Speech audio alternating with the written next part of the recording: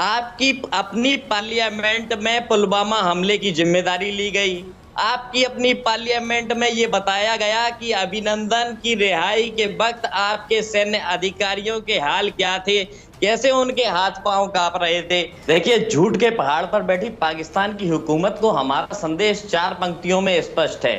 तुम याद करो, अब्दुल हमीद ने पेट्रोल टैंक जला डाला, महज चंद दिनों में ही हमने बांग्लादेश बना डाला। मैं उस दिन फिजा खान को सलूट करूंगा जब फिजा खान प्रेस क्लब के सामने बलूचिस्तान के जो लोग बैठे हुए हैं तख्तियां लेकर मिसिंग पर्सन की, उनके पास जाके उनके दुख दर्द की बात करें। और भारत से कर्नल धनवीर सिंह साहब और दुबे जी इस प्रोग्राम में हमारा साथ देंगे। आप हर बात को घुमा के कहते हैं पाकिस्तान एक गरीब मुल्क है। हम कहां से गरीब हैं? हम तुमसे मांग के खाते हैं, हम अपना कमा के खाते हैं, और आप कहते हैं कि पाकिस्तान एक गरीब मुल्क है। हम गरीब भी हैं लेकिन गैरतमंद हैं, अपने पांव पे खड़े हैं, मुकाबला कर रहे हैं। ये सोच रहे हैं कि हमने वहां पर इंटरनेशनल कम्युनिटी को ले गए। पिछले साल आप यूरोपियन पार्लियामेंट के स्थायी मेंबर भी ले गए थे। ये झूठ के पहाड़ पर बैठी पाकिस्तान की हुकूमत को हमारा संदेश 4 पंक्तियों में स्पष्ट है। तुम याद करो, अब्दुल हमीद ने पेट्रोल टैंक जला डाला, महज चंद दिनों में ही हमने बांग्लादेश बना डाला। तुम याद करो, 90,000 उन बंदी पाक जवानों को खुले प्रशिक्षण, खुले शस्त्र हैं, खुली हुई शैतानी है, सारी दुनिया जान चुकी है ये हरकत पाकिस्तानी है।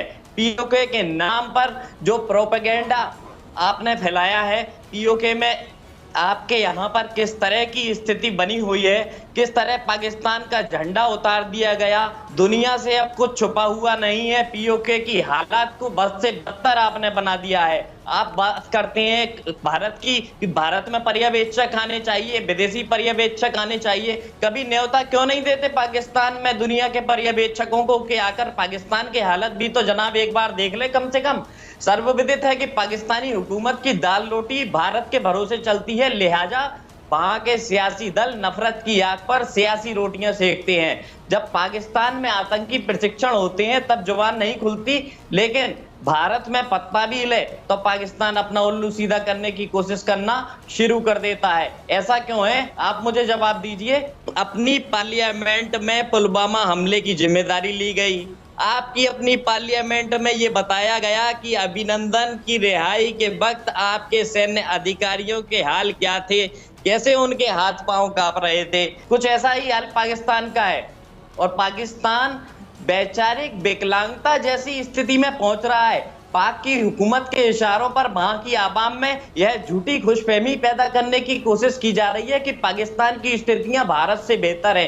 अरे भाई, भारत से बेहतर नहीं है, बहुत गरीब देश है। आप सेना के आपके अधिकारी स्वार्थ सिद्ध करने में लगे हैं। कभी पाकिस्तान में ये सवाल क्यों नहीं उठाया जाता, पाकिस्तान के साथी ये सवाल क्यों नहीं उठाते कि पाकिस्तानी सैन्य अधिकारियों के पास जो धन दौलत आई है वो कहां से आई है, कौन सा ऐसा खजाना उनके हाथ लगा है। इधर उधर लंदन में, पेरिस में, अमेरिका में इतनी संपत्तियां पाक सेना के अधिकारियों के पास कहां से आई हैं।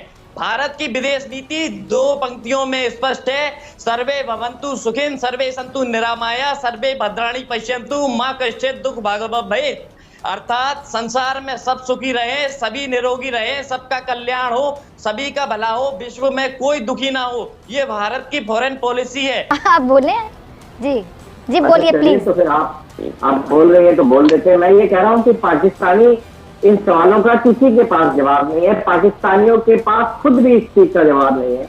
और मैं उस दिन का इंतजार करूंगा जब हिंदुस्तान पाकिस्तान का टाकरा ना करे फिजा खान, और फिजा खान पाकिस्तान का पाकिस्तानियों के साथ टाकरा करे।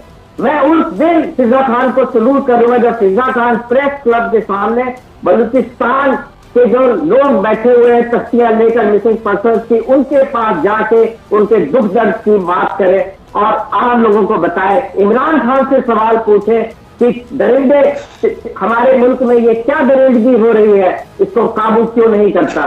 मैं उस दिन फिजा खान को सलूट करूंगा जब वो पाकिस्तान मकबूजा कश्मीर में जाएगी और पूछेगी कि वहां पर इंटरनेट क्यों नहीं है। मैं उससे फिजा खान को सलूट करूंगा जब वो मकबूजा कश्मीर में। मेरी बात सुनिएगा, मेरी बात सुनिएगा। आप कहाँ मुझे वहाँ पहुँचा रहे? नरेंद्र मोदी साहब तो वहाँ साथियों को जाने नहीं देते हैं, अपने मनपसंद लोगों को रसाई मिलती है। मेरी बात सुनिए, वहाँ कौन जाएगा मुझे जरा बताइएगा।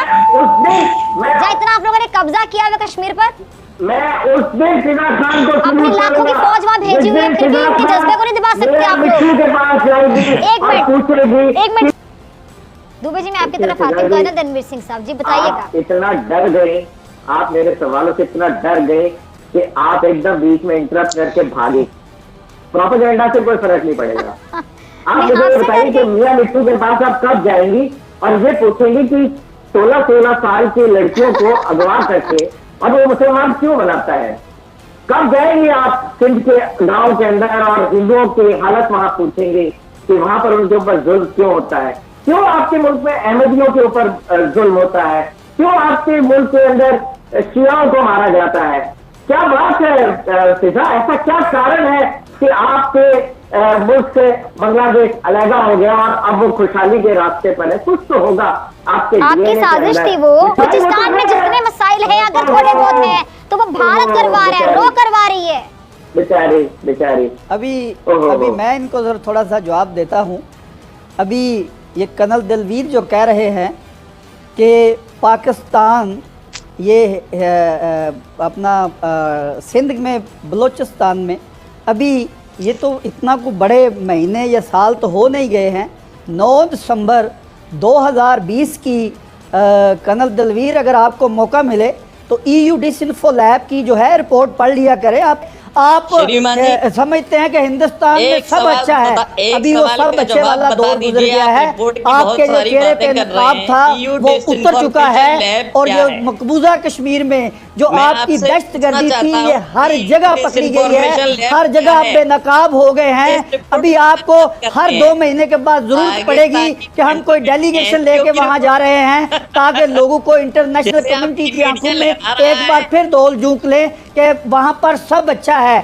जनाब, जिस EU डिसइंफॉर्मेशन लैब की अभी काफी देर से बात करते रहे हैं, जरा ये भी बता देते कि EU डिसइंफॉर्मेशन लैब क्या है। EU कोई यूरोपियन यूनियन नहीं है, EU आपका ही एक पाकिस्तानी फंडेड NGO है।